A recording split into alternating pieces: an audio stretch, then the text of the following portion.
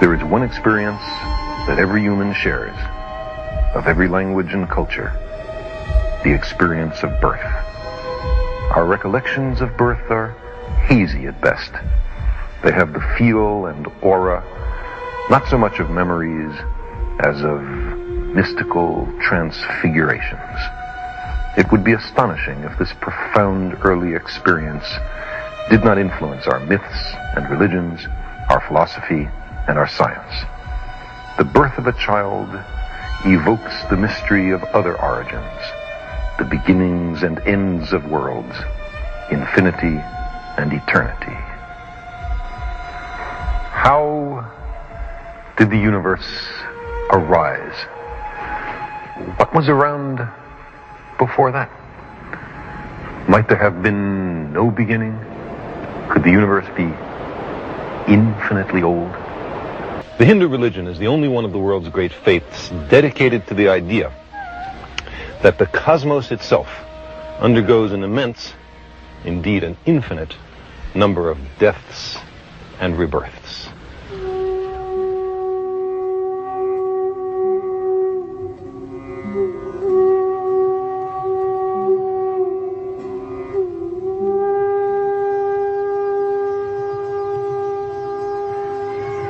It is the only religion in which the timescales correspond, no doubt by accident, to those of modern scientific cosmology. Its cycles run from our ordinary day and night to a day and night of Brahma, 8.64 billion years long, longer than the age of the Earth or the Sun, and about half the time since the Big Bang. And there are much longer timescales still.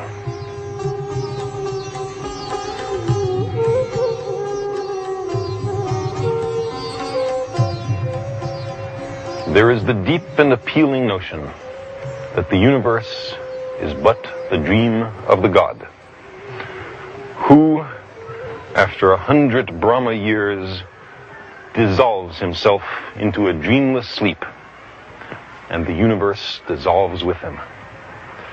Until, after another Brahma century, he stirs, recomposes himself, and begins again to dream the great cosmic lotus dream.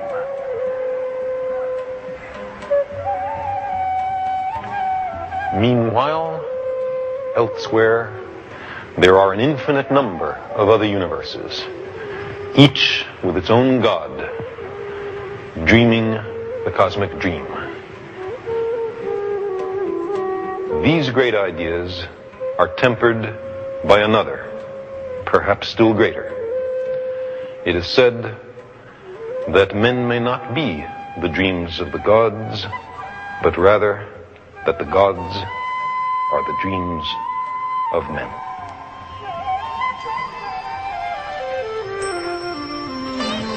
In India, there are many gods, and each god has many manifestations.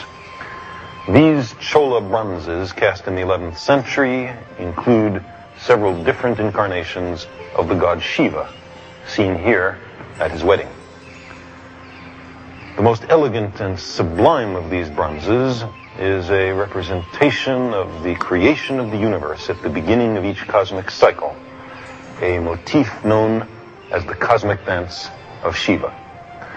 The god has 4 hands. In the upper right hand is a drum whose sound is the sound of creation. In the upper left hand is a tongue of flame, a reminder that the universe, now newly created, will, billions of years from now, be utterly destroyed. Creation, destruction. Without doubt, the universe has been expanding since the Big Bang, but it is by no means clear that it will continue to expand forever. If there is less than a certain amount of matter in the universe, then the mutual gravitation of the receding galaxies will be insufficient to stop the expansion, and the universe will run away forever. But if there is more matter than we can see, hidden away in black holes, say, or in hot but invisible gas between the galaxies, then the universe holds together and partakes of a very Indian succession of cycles, expansion followed by contraction, cosmos upon cosmos, universes without end. If we live in such an oscillating universe, then the Big Bang is not the creation of the cosmos, but merely the end of the previous cycle, the destruction of the last incarnation of the cosmos. Neither of these modern cosmologies may be altogether to our liking. In one cosmology, the universe is created somehow from nothing 15 to 20 billion years ago and expands forever, the galaxies mutually receding until the last one disappears over our cosmic horizon. Then the galactic astronomers are out of business.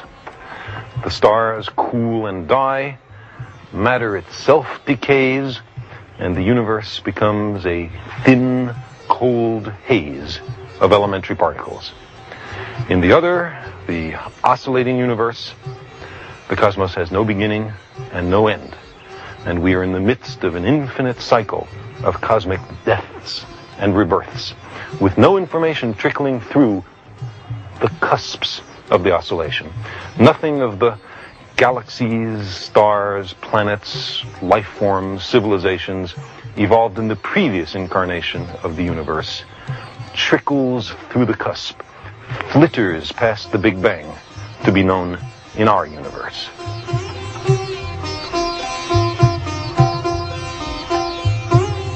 The death of the universe in either cosmology may seem a little depressing, but we may take some solace in the timescales involved. These events will take tens of billions of years or more. Human beings, or our descendants, whoever they might be, can do a great deal of good in tens of billions of years before the cosmos dies. In discussing the large-scale structure of the cosmos, astronomers sometimes say that space is curved, or that the universe is finite but unbounded. Whatever are they talking about? Let's imagine that we are perfectly flat. I mean absolutely flat. And that we live, appropriately enough, in a flatland. A land designed and named by Edwin Abbott, a Shakespearean scholar who lived in Victorian England. Everybody in flatland is, of course, exceptionally flat. We have squares, circles, triangles, and we all scurry about, and we can go into our houses and do our flat business. Now, we have width and length, but no height at all. Now, these little cutouts have some little height, but let's ignore that. Let's imagine that these are absolutely flat. That being the case, we know, us flatlanders, about left-right, and we know about forward-back, but we have never heard of up-down.